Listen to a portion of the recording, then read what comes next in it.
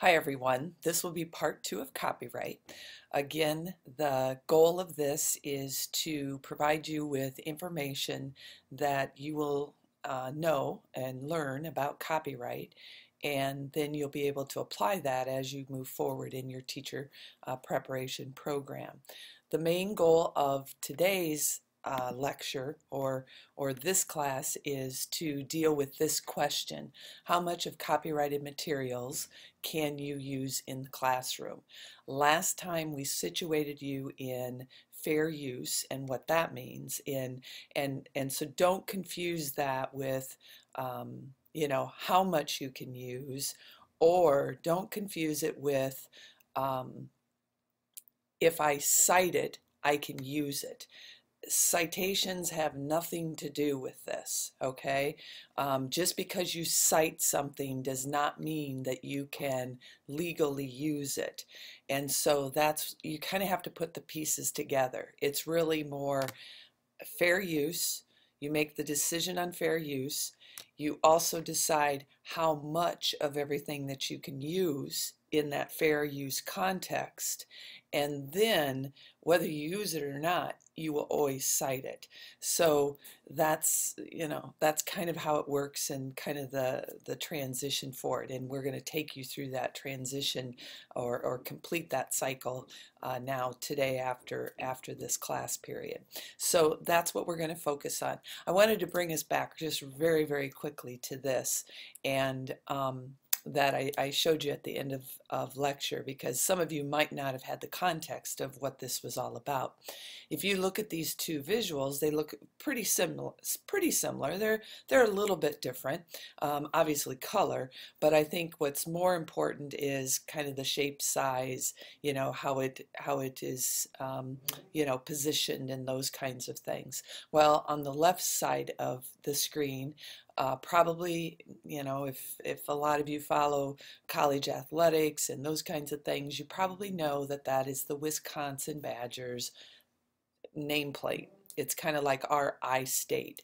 When you see that W, a lot of people will say Wisconsin. Okay, they'll identify with that. Well, the W on the right is actually from our own Waukee High School in Iowa. And what happened with this is this. Basically, the University of Wisconsin went and targeted schools using the helmet logo, and what they call is the motion W. And so this happened, as you can see, it happened in 2006, almost 8 years ago, but cases like this continue to come up.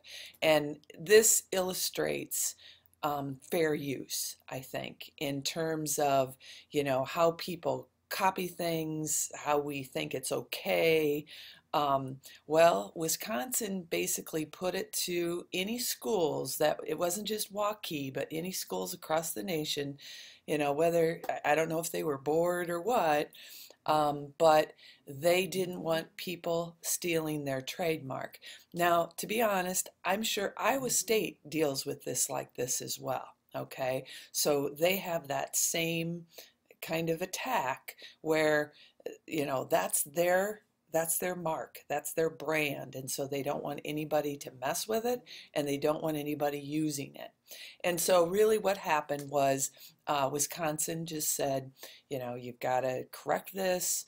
We'll give you time, just change your logo, or we will proceed with legal ramifications of it, which would have been probably, I'm sure, taking you to court, making you change it, paying the court costs, probably a fee. So it would cost thousands of dollars for this to just pass. So the result basically was Waukee changed their logo, and now it looks like this. I think even Waukee has gone maybe away from the W a little bit and uses some other symbol as well. But what basically Wisconsin was saying is they don't want that motion, that kind of that curve to it. So it doesn't look that much different, but they approved the one on the right. Okay, so again, I use that as a context because I know we kind of abruptly didn't have a lot of time to talk about the Mickey scenario, and a lot of you really thought you could use it. Again, I think this is an example of stay away from especially things that are trademarked. Now, common sense tells us, could that child use Mickey in their presentation? Probably yes, okay? But even then, I can tell you stories of situations where teachers have painted Mickeys on the wall, have, used them in situations, and Disney, if they find out about it, they do acknowledge it or, kind of come after them. It's interesting, one story that I do know of with the Mickey scenario, a teacher was using it in her classroom and had painted things on the wall having to do with Disney. And basically Disney found out about it. And you think, how did Disney find out about it? I Unfortunately, I have to ask this rhetorically since we're doing flipped, but if you think, well, students probably didn't say anything, administration probably didn't because they knew, they might be in trouble. Other teachers probably not. Disgruntled parent, a parent that really wasn't too fond of the teacher, basically turned her in, and so it had to be addressed. And so just, kind of think about it. Um, Again, fair use, it's a little gray. Unfortunately, it's not black and white, but use your best professional judgment and it usually works out pretty well. So after this introduction, you can go through kind of the step-by-step of the things that I have lined up in Blackboard for you, but I will focus on and help you with this amount of use. Just a couple things. I assigned another article. This is Copyright 101. You guys, I think this will be a refresher for what you've done, so it will just kind of solidify again another take on defining fair use and those kinds of things. But on the third page, again, it's not a very long article. On the third page, it does talk about public domain, and it also gives examples of copyright. And so that is, I do kind of like to use this one because now it kind of takes you through a few scenarios. Think about those scenarios, especially after you listen to today's main lecture, okay?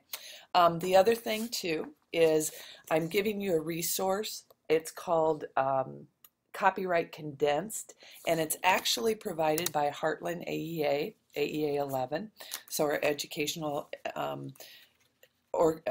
agency. And you guys, this is a lot of text, and I'm not asking you to read this, like all 14 pages of it, but you guys, will you please browse through it?